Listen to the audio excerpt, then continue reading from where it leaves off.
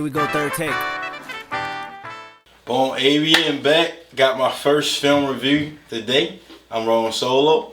It's gonna be one thing I'm gonna do. A couple of us will do it sometimes together, but today is me. I'm doing Black Panther: Wakanda Forever, the second installment of the Black Panther film franchise. I got a couple movies I've seen this year. I wanna probably do. If y'all want to comment on it, I've seen a couple. The two still fresh in my mind is Black Adam and Woman King. Seen some movies earlier this year, but nah, we're not gonna do them. But comment if you want those. But moving forward, Black Panther, Wakanda Forever. I've seen some terrible films in my life. I've seen some movies I wish I could have my money back. I wish I didn't spend. I wish I could unsee it. They were garbage. You know, so much anticipation. It was a fucking flop. And Black Panther was not that. It was good. It was good. Good job by Ryan Coogler. Shout out to him. I liked it. On the low end, I give it a 7. The high end, I give it an 8. It's not getting nothing over 80. I'm not even going to compare it to the first one. The first one was phenomenal. Forever in our hearts. Rest in peace, my man Chadwick Boseman. I'm referring to him as that. I'm not going to call him King T'Challa. But this was almost like a little swan song, sort of. Unfortunately, they had to. But let me just start off with the ugly. Ugly the film. So a few things I ain't like about the film. I know they had to do what they had to do to kill off him, essentially. They could have did a better job. I do this with most films anyway. That's just my love for film and acting. If I was in it, I'm like, all right, I know how to fix this. If I was on the team right out, there's so much more creative way they could have did. But I get it. They had to get in there and get it out. They did that shit so quick. When you see that film, you'll know what I'm talking about. They killed them off, and the explanation was like, zip, funeral. Other than that, let's see my next biggest one. All right, character Namor, the Submariner, the central protagonist. He fits all of that in this film. I don't know if you're familiar with this Marvel character. He's Marvel's Aquaman, should I say DC's Namor, because Namor was first. Aquaman's direct ripoff. Check the facts if you want to see that. He's traditionally your Atlantean human hybrid character. Now, in this film, those terms I just said are not present. It is not canon.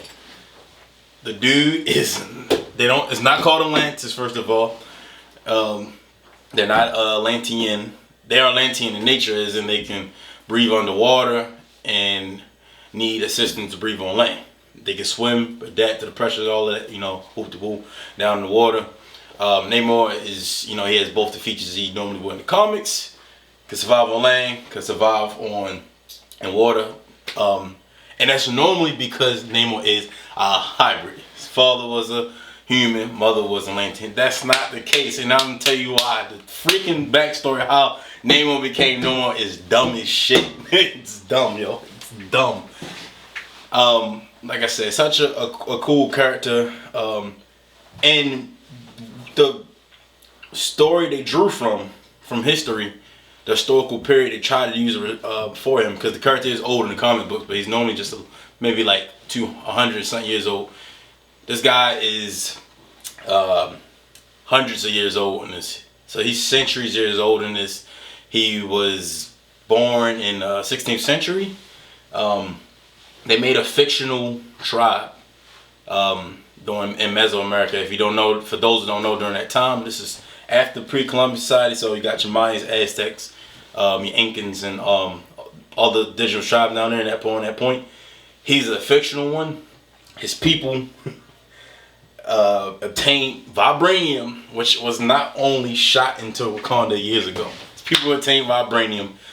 It affected the vegetation in the ocean. The gods directed him to the water, his tribe, while his mom was pregnant with him. And we do not know the father, by the way. Don't know who his daddy was. His mom just shows up pregnant in the film when they're doing the flashback. They go in the water. They get a similar to the heart-shaped herb in Wakanda. It's like a sea plant They pluck it out. They cultivate it. The shaman put it together. The gods say consume it. They make this liquid out of it. It's blue instead of purplish looking like it looks in Wakanda. They consume it, except for Namor's mom. His mom declines. She says she ain't trying to fuck this, having her pregnancy up. She starts feeling sick. They say, now you gotta take it. So she takes it. Whole tribe, dead. They goners. Everybody bite the dust. Minutes later, they wake up, blue skin, all the air and shit. They gotta go in the water, fill up. And then soon they get in there, boom. This is where they adapt to. This is new life. They start to live in there. That's pretty much Namor's origin story. Oh shit, I left out. That mom had the mutant gene. If you ever seen X-Men and stuff like that, that mom had that gene. So that's how. You still don't know who his man daddy is though. That's how he came out with his skin tone. He came out with the pointed ears and he came out with the wings on his feet. Boom. And he's way stronger than all his other not called Atlanteans in the film. So that's my only thing. I think it's cool the story they used, they draw some history in there, and also the tie-in that I think it was cool they did that, but they didn't have to do that because the characters who played Namor ethnicity. They didn't have to do that for that. I mean, they could have easily just made his father a Hispanic guy and made it with the Atlantean, easy. But I guess they had, I don't know, they really wanted to just put a spin on there. I would have challenged that if I was there, if I was on the writing team. That's just my opinion. That was stupid. But Namor, the character, as far as power level, they didn't really play around like that too much. It was pretty canny, strong, could fly. He could command the oceans, water, sea life, and all of that. They did really play on his weakness. Like, the guy, weakness, obviously, water-based characters, he needs water eventually. He can stay on land, of course, and breathe on it, as opposed to his fellow non-Atlanteans. But staying out too long for him, it sets a period of time and he dries out and evaporates. Yeah, he starts to get weaker. They use a device developed by the brilliant Shuri in the film, T'Challa's sister. She makes this device and it's to evaporate him faster. She throws him in the shit. Boom. He's so strong, he still is fighting through the thing on the ship. He's about to bring the ship down. And it took after he went down on the ground, then he's weak out of nowhere, and Shuri's beating the shit out of him to like the inch of his life. He picks up a spear, pels her through the little Black Panther suit. Thought she was dead. I ain't even gonna lie to you. I thought she was dead. Being that this was a farewell film, I thought they was cool with killing off other people. They killed some family members off in there. You'll see. My boo Angela Bassett, they got her. You know what I mean? She went to join T'Challa in the fall and afterlife. They got her. I thought Shuri was gonna die too. She had the suit on, but at this point, and already had got her own version of the heart-shaped herb. So she already got that enhancement and was able to fight Namor one-on-one and beat up or weaken him. He stabbed her, the last minute after he was able to pick up the spear, and he's really an inch of his life. He's trying to crawl. She took him to her plan was to take him to a desert in a ship. They crashed a little early, so they're right on a peninsula. It's dry as fuck on the land, but they're near a body of water. He's trying to crawl to get to the isle and get there in the water. But yeah, she literally could have killed him. She literally could have killed him. Right there. And then, she had her flashbacks when she went on her spiritual, when she get the vision, the trial after you get imbued with the enhancement from the plant, and you go on that vision and you see the dead people. So she sees Killmonger.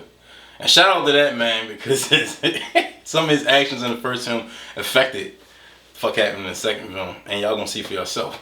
But yeah, because of that, she started thinking about him, and she wanted revenge at first. After her mom died early in the film, so she really wanted smoke and wanted to kill all of them. And then she has a change of heart. She's thinking about her father, her brother. All this is coming to play, and that raised. I had a conversation earlier with somebody. They said, "Why didn't she just kill him? Why didn't she just kill Namor?" And I'm like, okay, this is when they gotta have this translate over to real life.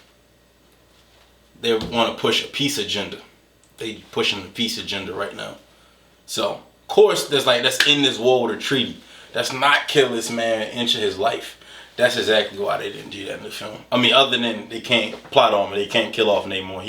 This was introduction into the film. So this whole thing served as an ending to the Black Panthers franchise. I'm gonna get to post credit in a moment for those who think that it's not over. It's an ending that introduced this Namor character in there for future films. There's no like villain or nothing looming in the background. I think they did hint that some of his people are going to turn on him because they don't like that he yielded. Because she got him to yield and give up and say, all right, cool, we can, it's peace. So I do think some of them might turn on him as far as like future adversaries, future films, whatever, however they want to tie that into the next coming MCU phases. But this is more so like a nice little end off for that whole cast in this universe. That's my whole thing with that. Fight scenes, great. Actors, great job. No shit quality there. Everyone did their thing. They bring their game. Those are two things I didn't like. But things I like, I just named a few. The fight scenes, the actors did well. It came to a nice close in my opinion. They ain't try to like force anything. I'm excited to kind of see what they're gonna do with the Namor character in the future. He was just like how he was supposed to be in comic, kind of an asshole a little bit, which was just cool because that's what we are right here. Me and my my co-host, he ain't here though, but yeah. But between a 7 and 8 out of 10. Anything else I need to add? I would say see it, but maybe if you got Disney Plus, maybe you can wait, whatever you're finna do. But you won't waste your money, you won't waste your time. Not like Thor, Love and Thunder. That was trash. But another day, another story. What else? Black Panther, Wakanda Forever. That's my review. What's up with the background, bro? Why so much Class Azul, bruh? Oh, Class Azul. Why is there so much in here? That's just to show you how show you how a nigga live. Feel me? That's the answer to that. Man, you got the TV on with the screensaver, bro. What's up with that, bro? Damn. My tech guy. You gotta talk to him. Yo, what's up with that? What's up with that dick juice over there, bro? Dick juice. What's up with that dick juice right there? Oh, man? that's I'm gonna call it dick juice. Oh, okay. Oh, use some better terms. My bad.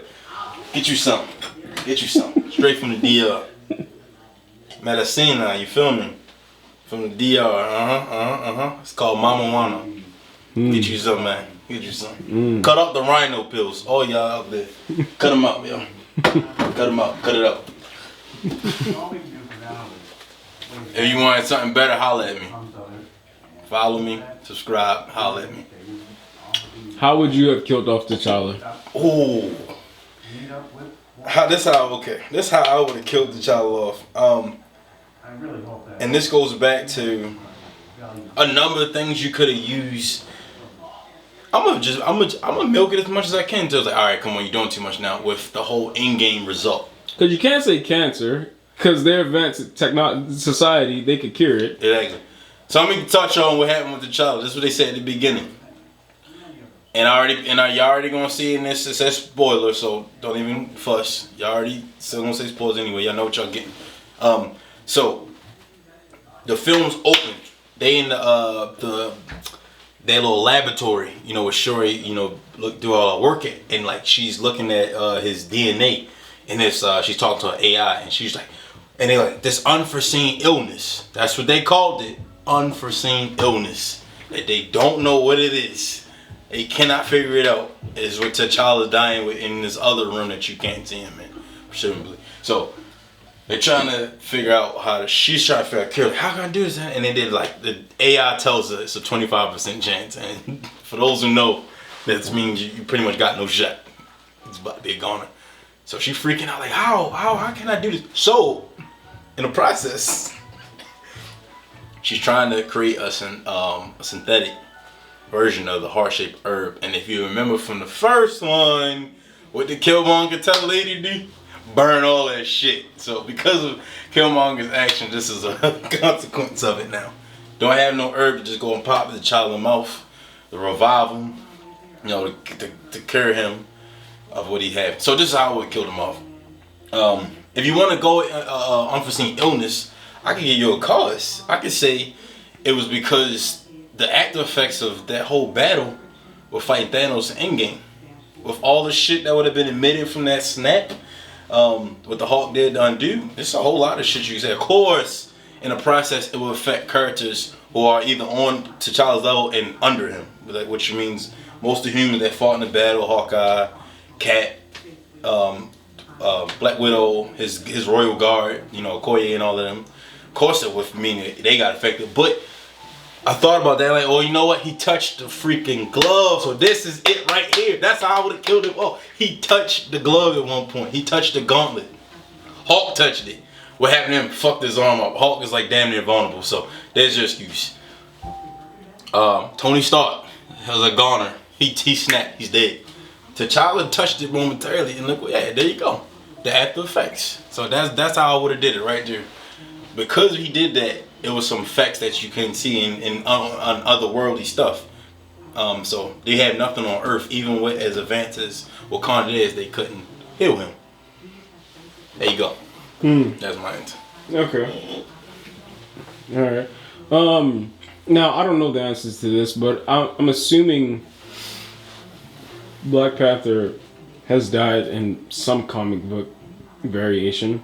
Would it have been better if they just copied that instead of trying to make up some new way to kill off this person that might seem not as believable? Yes and no. Okay. Yes, it'd be cool because, like I said, it would have been more believable, and you know, it stays true to source material. More fans appreciate that. But then it's like most of that stuff you would have needed to see him, and at that point, my man Chadwick was gone, so no T'Challa to film.